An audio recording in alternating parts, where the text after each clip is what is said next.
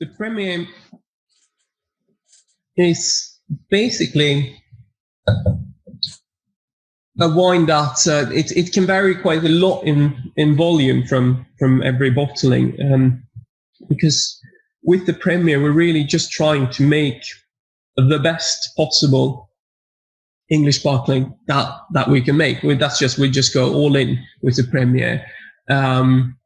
So we have been, as with the other blends, but slowly building the reserve wines, building everything that can help us to achieve this goal.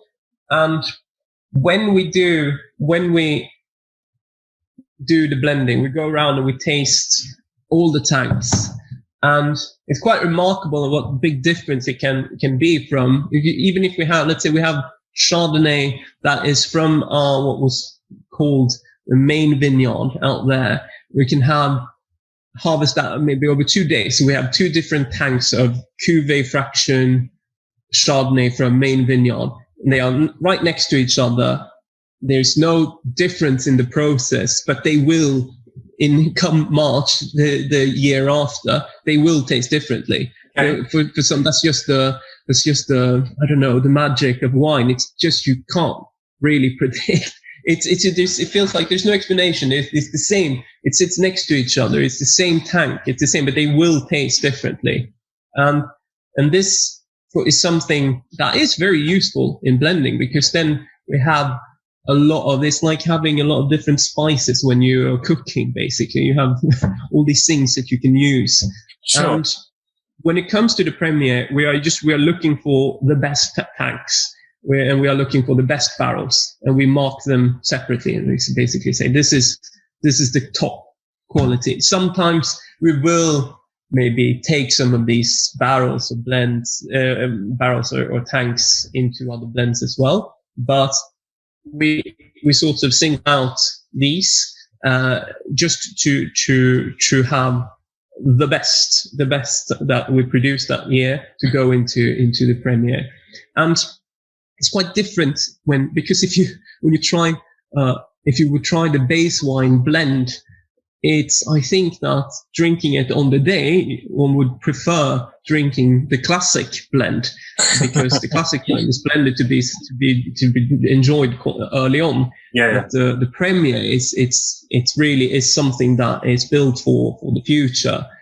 So this is something that has much more sort of it has a lot of tension in it. It's sort of built like this.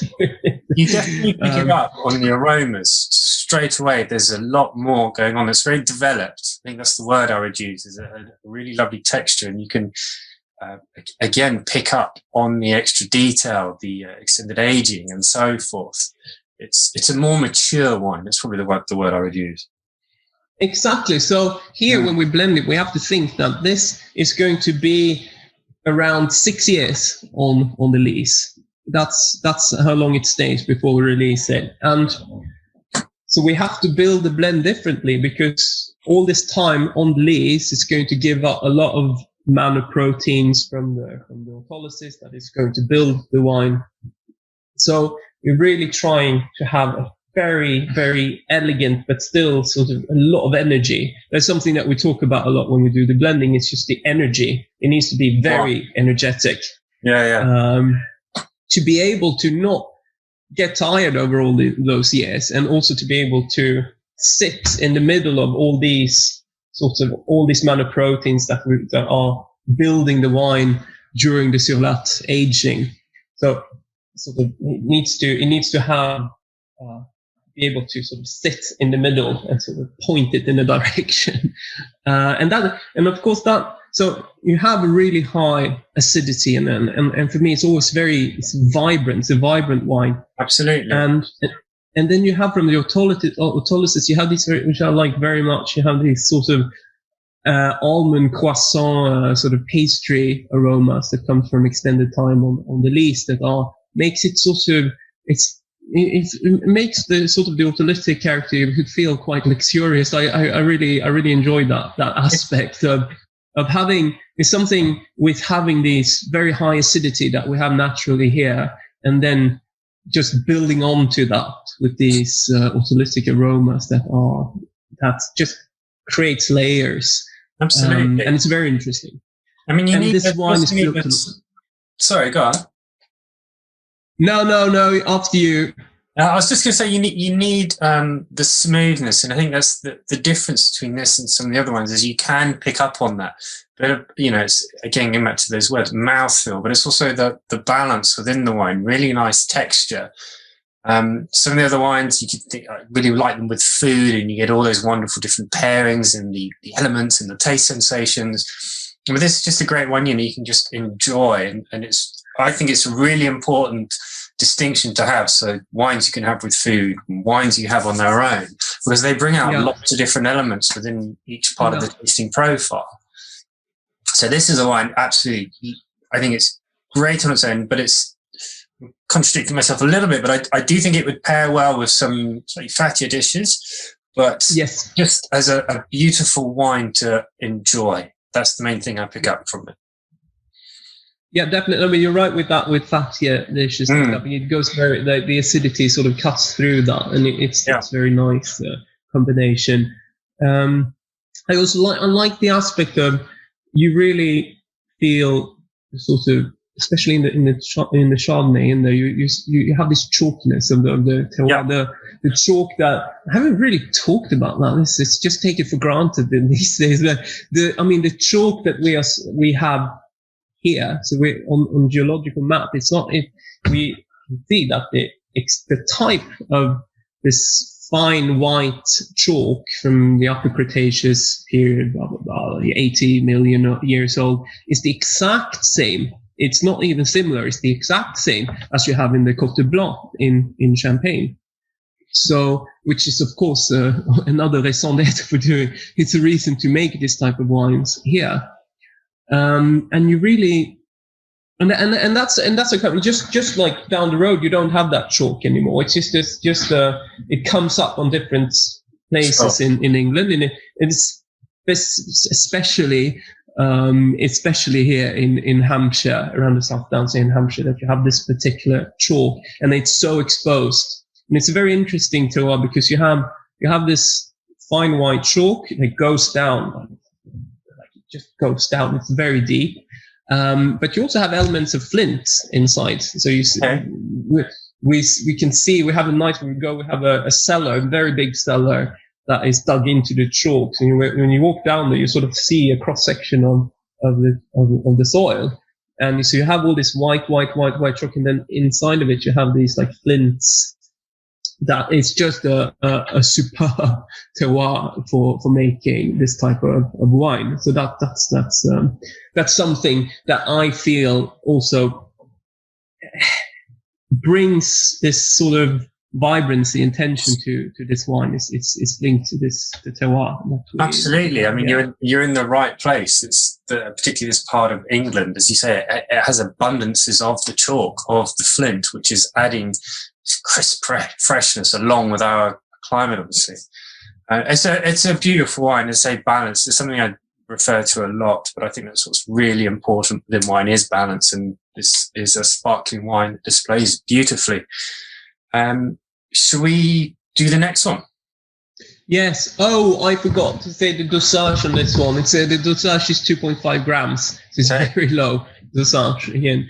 Again, like I said, it's not some. It's just because of all this time on the lees, both having built the mid palate and the base wine, and then leaving it for around 6 years in the bottle. You don't need that much sugar to find the balance. You just need a tiny bit of it in this one, and then it's also that's just the sweet spot right there for this one. It's 2.5. So talking about dosage and dosage tasting, that actually leads us on to the next wine, because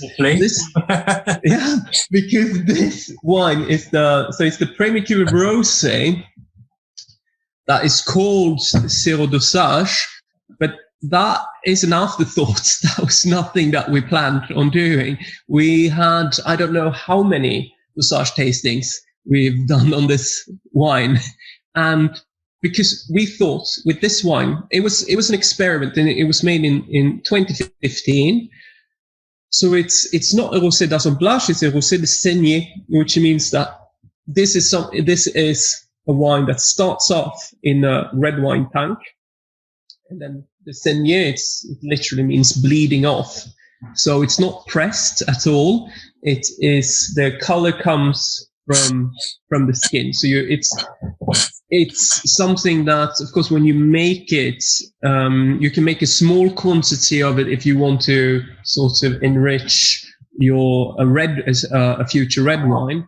But if you make an entire tank of Rosé de Saignée, you lose a lot because you don't press the skins afterwards. So you taste and you look, you see when you have the color that you want, you just, after them by gravity, you just draw off the free running juice afterwards, and that's what's going to become the wine. So this is very peculiar because it's 100% Pinot Meunier. And again, this is sort of a one-off because we are also playing around a bit here to see what we can make and what's different. It's important. But we made 3,500 bottles, I think, of this one, around 3,000. Is that all? So it's not. Yeah. It's a very, very, very limited production of that one. We've done afterwards Premier Cuvée Rosés, but they haven't been exactly the same. But the idea with this one was that it was supposed to be the Rosé de Saignée in the Premier bottle, and it was going to be, what was setting it out is that it was 100% Meunier. But having made the wine in this style, it's sort of we're not at all. It's the opposite of Rosé d'assemblage. It really is the opposite type of rosé from the classic range rosé. This is a food wine. It's a gastronomical wine, and it is something that I think really comes out at the dinner. It goes definitely with a lot of. Yeah, I get that completely. Yeah, it comes out, and it's again with sort of fattier foods like. I think fish and chips would be quite interesting. I think a lot of I think so. I mean, very British dish, yeah, definitely. No, I mean it is. So in the classic Cuvée Rosé, we're really looking for pretty fruity aromas, and in this one we are looking for complexity. So you have sort of red wine elements in this one. You almost have a bit of tobacco leaves. You have a slight smokiness to it, and it's very unusual when it comes to a sparkling wine. There's a lot going on there, and you pick it up straight away from the aromas. I was quite surprised at that. What the intricacies that you're talking about and the development within the wine immediately leaps out of the glass. And sometimes you have to wait for it to hit the palate, but the aromas indicate a lot about what you're saying.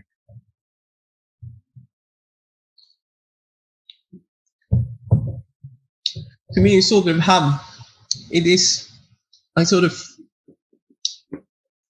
I have this sort of sensation of a very light red burgundy in the fruits, which is sort of interesting to have in a sparkling wine.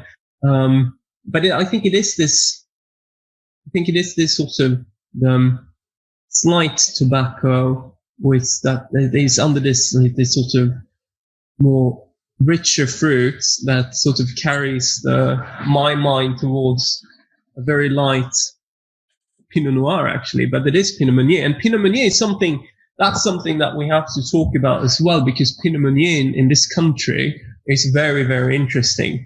It's something that we often have, like our favorite barrel or favorite tank is very often Pinot Meunier, actually. It's something that we've been talking about this, and it might be that in Champagne, Meunier has been a grape that you plant on more sort of difficult location, but not on the sort of the chalk, because the chalk is like, it's called the Côte de Blanc. So that sort of in itself means that that's where you have the Chardonnay. But since all of our terroir is like that, you sort of have this top soil.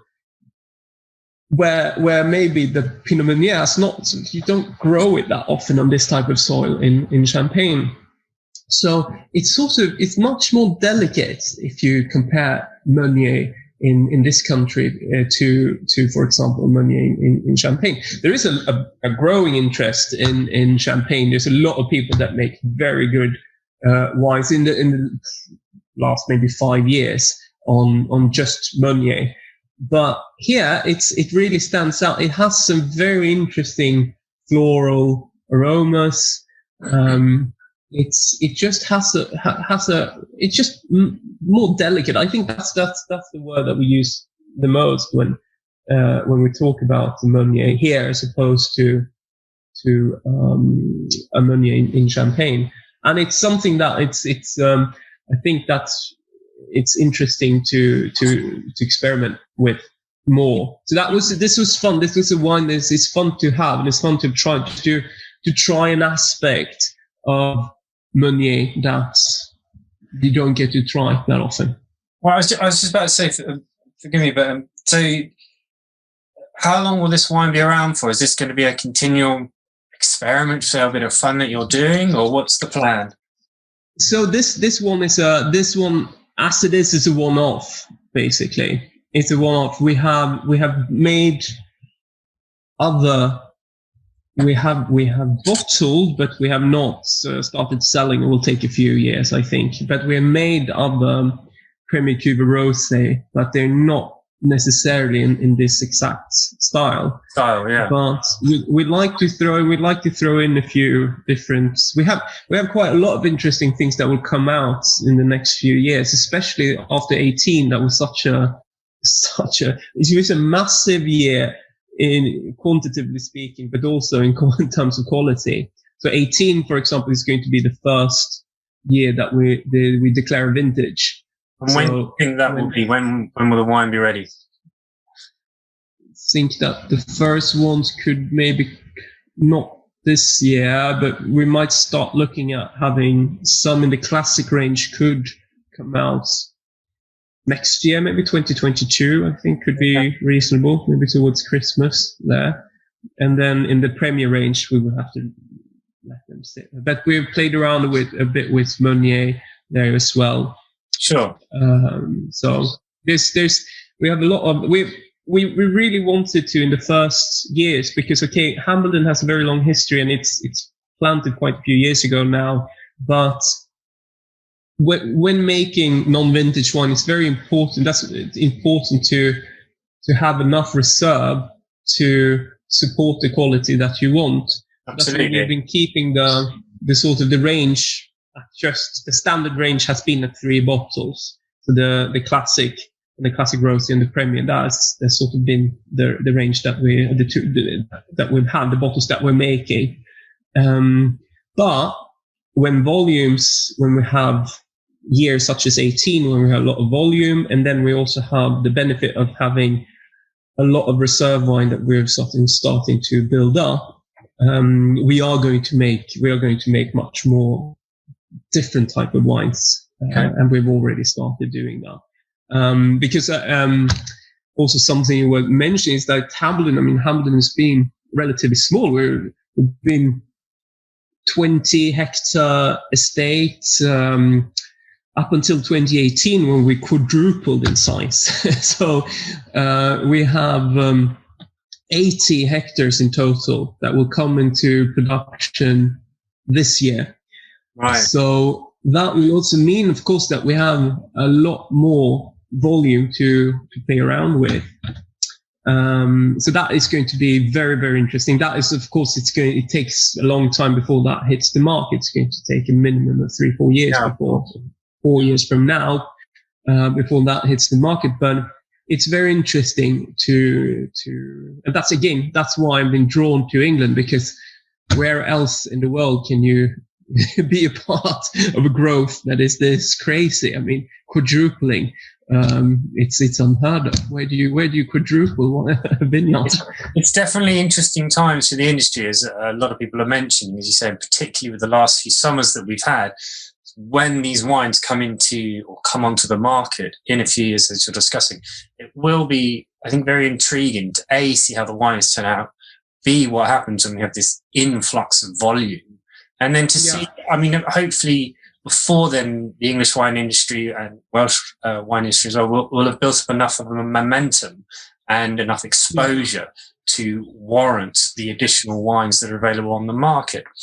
It's difficult to know, but I hope so. And, you know, the quality is going to continue to improve, I have no doubt. These were 4 superb wines. Thoroughly enjoyed going through it. Is there anything else you'd like to comment on to wrap the tasting up? No, but I think just to comment on what you just said there, it's interesting because I think for us that's a part of the reason why we're sort of slowly building, because we're building consistency and we're slowly adding on to the quality. And I think that is going to pay out in the long run, because I mean, if you make here we're trying to make, as Hervé always say, we're trying to make grand vin. We're not just making wine, we're trying to make grand vin. And you sort of, that is something that is a project of a lifetime, but also you aim for a future generation when you're making wines like that as well. Yeah. And I think when there's, because I'm sure, I know that there's going to be a lot of wine on the market in the future, but I think that as long as you can stand out, as long as you can have a reason for producing your particular wine, then I'm sure it's going to work out. But I think a lot of the smaller producers need to sort of look more towards smaller grower champagne, rather than trying to emulate big house styles. Because if you have a small production, well, you might need to be more. You can't compete at the price range. If someone is making 1 million bottles a year of something,